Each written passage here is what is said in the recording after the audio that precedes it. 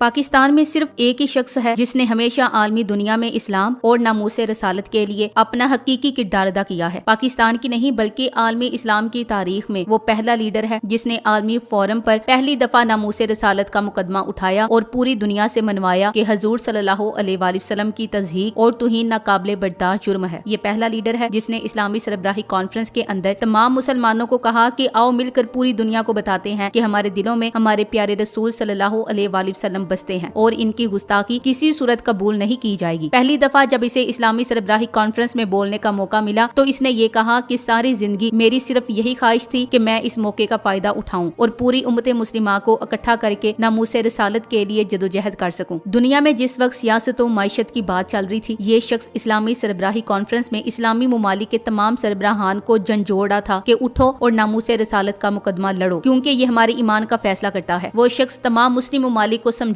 رہا تھا کہ ناموس رسالت ہمارے لیے ایک سنگین مسئلہ ہے اور ہمیں عالمی دنیا کو سمجھانا ہوگا کہ وہ توہین رسالت سے باز رہیں، کیونکہ یہ کسی صورت بھی مسلمان کو قبول نہیں اور انہیں اس سے سخت تکلیف ہوتی ہے۔ پھر وہ اقوام متحدہ پہنچا تو وہاں پہ بھی اس نے پوری دنیا کو یہی بتایا اور دنیا میں پہلی دفعہ ایک مسلم لیڈر نے یہ مقدمہ اٹھایا اور اس طرح لڑ کر اقوام متحدہ نے بالآخر اسلاموفوبیا ڈے منانے کا اعلان کر دیا۔ تمام مسلم ممالک کے سربراہان کے تمام کارناموں کو ایک طرف رکھا جائے اور عمران خان کی صرف اس ایک کارنامے کو ایک طرف رکھا جائے تو عمران خان کا پلڑا بھاری ہے کہ اس نے ناموس رسالت کے لیے اتنا بڑا کارنامہ سر انجام دیا۔ پاکستان کے لیے بھی یہ بہت فخر کی بات ہے کہ ان کے لیڈر نے ہمیشہ ناموس رسالت کی بات کی اور دنیا میں پہلی دفعہ ناموس رسالت کا مقدمہ اگر کسی لیڈر نے لڑا ہے تو اس کا تعلق پاکستان سے تھا، جسے پاکستان کی قوم نے منتخب کیا تھا، یعنی کہ پاکستانی قوم نے پوری مسلم دنیا کی ترجمانی کی۔ عمران خان پاکستان میں بھی نوجوانوں کو حضور صلی اللہ علیہ وآلہ وسلم کی سیرت پر چلنے کا درس دیتے ہیں۔ ان نوجوانوں کو ریاست مدینہ کی مثال دیتے ہیں، اپنے نوجوانوں کو بتاتے ہیں کہ آپ کو دنیا کے لیڈروں کی بجائے اپنے حقیقی لیڈر حضور صلی اللہ علیہ وآلہ وسلم کی زندگی سے سیکھنا چاہیے، کیونکہ ان کی زندگی ہمارے لیے ایک نمونہ ہے۔ وہ حقیقی آزادی کا تصور بھی حضور صلی اللہ علیہ وآلہ وسلم کی اسوہ حسنہ کے ساتھ جوڑ کر نوجوانوں کو یہ بتاتے رہتے ہیں کہ انسان اس وقت تک آزاد نہیں ہو سکتا جب تک وہ اللہ کے سوا کسی کے سامنے نہ جھکے، اور حضور صلی اللہ علیہ وآلہ وسلم نے ہمیں ساری زندگی اسی توحید کا درس دیا ہے۔ کل بھی ایک جلسے میں خطاب کرتے ہوئے انہوں نے یہی کہا کہ میں اپنے نوجوانوں کو سیرت رسول صلی اللہ علیہ وآلہ وسلم کے ذریعے حقیقی آزادی کی طرف لانا چاہتا ہوں، لیکن ان کا ادا کیا گیا جملہ ایسا تھا کہ تمام مخالفین نے اس کو گستاخی قرار دیتے ہوئے اس شخص پر گستاخ رسول ہونے کا الزام لگایا جس نے پہلی دفعہ دنیا کے ایمانوں میں ناموس رسالت کی بات کی اور یہ مقدمہ لڑا۔ کس قدر افسوس کی بات ہے اور کس قدر گھٹیا بات ہے کہ ملک کے وزیر اعظم سمیت تمام سیاسی مخالفین نے اس موقع کا گھٹیا فائدہ اٹھایا اور عمران خان کو ناموس رسالت کا مجرم قرار دیا اور اسے گستاخ رسول قرار دے کر ٹرینڈ شروع کروایا۔ وہ شخص جس نے کفر کے ایمانوں میں لا الہ الا اللہ کی صدائیں بلند کی ہیں، اس کو اپنے ملک کے اندر ایک جملے کو بنیاد بنا کر گستاخ قرار دینا گھٹیا ترین فعل ہے، جس کی جتنی بھی مذمت کی جائے کم ہے۔ یہ لوگ کس قدر گھٹیا ہیں کہ یہ اسلام اور ناموس رسالت جیسی حساس معاملے کو بھی اپنی سیاست کی بینٹ چڑھا دیتے ہیں اور عمران خان کے مقدمے کو کمزور کرنے کی کوشش کر رہے ہیں۔ انہوں نے خود تو کبھی ناموس رسالت کے لیے کسی بھی فورم پر ایک لفظ بھی نہیں بولا، لیکن جو شخص اس کے لیے دن رات لڑ رہا ہے، اس کے پاؤں کھینچنے کے لیے اس پر گستاخی کا الزام لگا دیا۔ آج میرا دل خون کے آنسو رو رہا ہے کہ ہم کس قدر گھٹیا سیاست کے پھندوں میں پھنسے ہوئے ہیں، جہاں ناموس رسالت کا مقدمہ لڑنے والا دنیا کا سب سے بڑا لیڈر اپنے ملک کے اندر گستاخی کا الزام برداشت کر رہا ہے۔ کبھی اسے یہودی ایجنٹ قرار دے دیا جاتا ہے تو کبھی اس کے ایمان کا فیصلہ اس کے کسی جملے کی بنیاد پر لگایا جاتا ہے اور اس کی تمام کوششوں کو اور اس کی تمام محنت کو ایک سیکنڈ میں ضائع کر دیا جاتا ہے۔ جب عمران خان صاحب کے خلاف کرپشن کے ثبوت نہ ملے تو سازشوں نے وہ مقدمہ کیا کہ جس مقدس ہستی کے لیے اس مرد مجاہد نے دنیا میں آواز بلند کی اور دنیا نے ناموس رسالت کے حوالے سے پہلی دفعہ مسلمانوں کا موقف تسلیم کیا۔ کوئی ایک پاکستانی لیڈر بتائیں جس نے ناموس رسالت کے لیے دنیا کی ہر بڑے فورم پر آواز اٹھائی ہو۔ ہمارے تو ایسے ہیرے حکمران رہے ہیں جو آواز اٹھانا تو درکنار ایک بول تک نہیں بول سکے، اور کچھ حال ان سرکاری مولویوں کا بھی اچھا نہیں جنہوں نے دین کے نام پر سیاست تو کی لیکن ذاتی مفادات کی حد تک نہایت ایمانداری اور لگن سے کام کیا۔ جن کے دور میں عقیدہ ختم نبوت پر ڈاکہ ڈالا گیا تو احتجاج تو دور کی بات آواز تک نہ نکلی۔ اس وقت ایک ہی مرد مجاہد میدان عمل میں نکلا اور ان ڈاکوں کو دھول چٹائی۔ آج یہ سب منافقت کر رہے ہیں، لیکن آپ کو یاد ہوگا کہ ناموس رسالت کی حمایت اور فرانس کی مخالفت کی قرارداد کی پیپلز پارٹی نے کھل کر مخالفت کی۔ نون لیگ، فضل الرحمان، جماعت اسلامی نے ہمیشہ کی طرح منافقت دکھائی، نہ حق میں آئے نہ مخالفت میں، تو ثابت ہوا کہ اس گندی بھیڑ میں صرف ایک ہی مرد مجاہد ناموس رسالت کے لیے ڈٹ کر کھڑا ہے، جو مشرق مغرب میں شمال جنوب میں ہر جگہ عملی طور پر آقا صلی اللہ علیہ وآلہ وسلم کے ناموس کی جنگ لڑ رہا اور نہ صرف کفر سے بلکہ منافقین اور آستین کے سانپوں سے بھی لڑ رہا ہے۔ یہی وہ پہلا مسلم کرکٹر ہے جس نے سلمان رشدی کی سخت مخالفت کی اور جس جگہ وہ موجود تھا उस इजलास का ही बॉयकॉट कर दिया, जिसकी मरहूम खादिम रिजवी ने भी खुलकर तारीफ की। यही पहली मुस्लिम सेलिब्रिटी है जिसने 9/11 के बाद मुस्लिम फोबिया का डट कर मुकाबला किया। यही वो पहला मुस्लिम लीडर है जिसने हर आलमी फोरम्स पे इस अहम मसले को उठाया। OIC और अक़वाम मुत्तहिदा में पहली बार नामूसे रसालत के बारे में खुलकर बात की और कुफार को इनके घर में ही जलील करके आया। और यही वो पहला आलमी मुस्लिम हुक्मरान है जिस पर मुस्लिम और गैर मुस्लिम दुनिया एतबार करती है और इसकी बातों को अहमियत देती है। आज एहसन इकबाल काफी उछल रहा है, लेकिन जिस दिन करारदाद आई तो नून लीग की जानिब से एहसन इकबाल ने मौका पेश किया और करारदाद की सख्त मुखालफत की। हुकूमत के इस कदम को गलत करार दे दिया था, क्योंकि कल को यूरोप वालों को क्या मुंह दिखाएंगे। याद होगा जब ख्वाजा आसिफ ने अमरीकी सहाफी को फखर से बताया था कि नून लीग एक लिबरल जमात है और PTI मजहबी जमात है। नून लीग ने इस अहम इजलास को सबोताज करने के लिए खूब हंगामा आराई की, यहाँ तक कि शायद खकान अब्बासी ने स्पीकर को भी कहा था कि मैं तुम्हें जूता मारूंगा। वो जानता था कि इस गैर पार्लिमानी हरकत की सख्त मुखालफत होगी और हंगामा आराई बढ़ेगी। उस वक्त फजलुर रहमान और जमात इस्लामी अजीब कश्मकश में नजर आई। कम अज कम मजहबी जमातों की जानिब से भरपूर मौकफ की तवक्के थी, लेकिन मुनाफकत नंगे सर नाचती रही। पर साबित हुआ ये सब अपनी अपनी सियासत खेल रहे हैं। नामूसे रसालत के लिए अमली मैदान में एक ही शख्स खड़ा होगा जो 90 की दहाई से खड़ा है। इसी ने पाकिस्तान में इस्लामी सरबराही कॉन्फ्रेंस मुनक्किद करवाई और वहाँ इमरान खान ने पाकिस्तान और उम्मत मुस्लिमा की क्या खूब तर्जुमानी की थी और कहा था कि दुनिया में सिर्फ एक इस्लाम है जिसकी तालीम रसूल सल्लल्लाहु अलैहि वसल्लम ने दी। कोई भी मजहब दहशत गर्दी को फरोग नहीं देता। इस्लाम का तो हरगिज दहशत गर्दी से कोई ताल्लुक नहीं है। मैं आज पूरी OIC को मुबारकबाद पेश करता हूँ कि हमारे इकदामात की बदौलत अक़वाम मुत्तहिदा ने 15 मार्च को इस्लामोफोबिया के तदारुक का दिन मनाने की करारदाद मंजूर की। इस्लाम, इस्लामोफोबिया, नामूसे रसालत, कश्मीर, फलस्तीन, अफगानिस्तान और यूक्रेन पर इंतहाई जामे और मुतासिर कुन तकरीर करके इसने हकीकी मानों में अपने आप को मुस्लिम उम्मा का लीडर साबित किया था और कहा था कि किसी ब्लॉक का हिस्सा बनने के बजाय हमें मिलकर एक मुस्लिम ब्लॉक बनाना होगा। आज इसी लीडर को गुस्ताख करार देकर हम अल्लाह की अजाब को दावत दे रहे हैं। खुदा से डरो। इमरान खान पाकिस्तान की जान है, हक व बातिल का फुरकान है, रखता है नामूसे रसालत का अलम बुलंद, इश्क़े रसूल ही इसकी पहचान है, नहीं झुकता ये किसी गैर के आगे, ला इलाहा इल्लल्लाह इसका ईमान है, निकालेगा यही मंजदार से कश्ती को, बदले जो रुख हवा का ये ऐसा बादबान है। तुम इमरान खान को मुमकिन है हरा दो, लेकिन इस शख्स की इज्जत व वकार को कभी कम नहीं कर सकते जिसने रसूल सल्लल्लाहु अलैहि वसल्लम के नामूसे रसालत सल्लल्लाहु अलैहि वसल्लम की हिफाजत की, वो दुनिया और आखिरत में मुअज़्ज़िज़ हो गया। इमरान खान कोई देवी देवता या अवतार नहीं कि जिस तरह इसकी मकबूलियत अपनी मेराज पर है, ये इस पर अल्लाह ताला का खास करमो फजल है। इसकी वजह इय्याका नाबुदु व इय्याका नस्ताईन है। अक़वाम मुत्तहिदा में नामूसे रसालत सल्लल्लाहु अलैहि वसल्लम पर वो तकरीर है कि नबी सल्लल्लाहु अलैहि वसल्लम की जाते मुबारका पर कोई समझौता नहीं हो सकता। लाल बेगी भी काफी उछल रहे हैं। TLP वालों ये क्या हो रहा है? शहबाज शरीफ इसी मलून गुस्ताख फ्रांसीसी सदर को दोबारा इलेक्शन जीतने पर मुबारकबादें दे रहा है और ताल्लुकात मजीद बढ़ाने के लिए हाथ बढ़ा रहा है, जिसने सरकार दो आलम खातमुन नबीयीन मोहम्मद अरबी सल्लल्लाहु अलैहि वसल्लम की शान में गुस्ताखाना खाकों का प्रोग्राम मुनक्किद करवाया था और हर किस्म के दबाव को मुस्तरद करके बोला था, मैं देखता हूँ कौन इस तकरीब को रोकता है। आज तुम्हारा वजीर आजम इस मलून गुस्ताख के साथ बगलगीर है जिसके सफीर को निकालने के लिए तुम सड़कों पर निकले थे। अब कहाँ है तुम्हारी क़यादत? कहाँ है